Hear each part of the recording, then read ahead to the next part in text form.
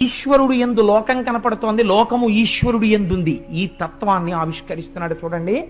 ఇది బ్రహ్మాండ దర్శనం, విశ్వరూప దర్శనం అంటారు. మృద్భక్షణమున విశ్వరూప దర్శనము అంటారు పోతన గారు దీన్ని.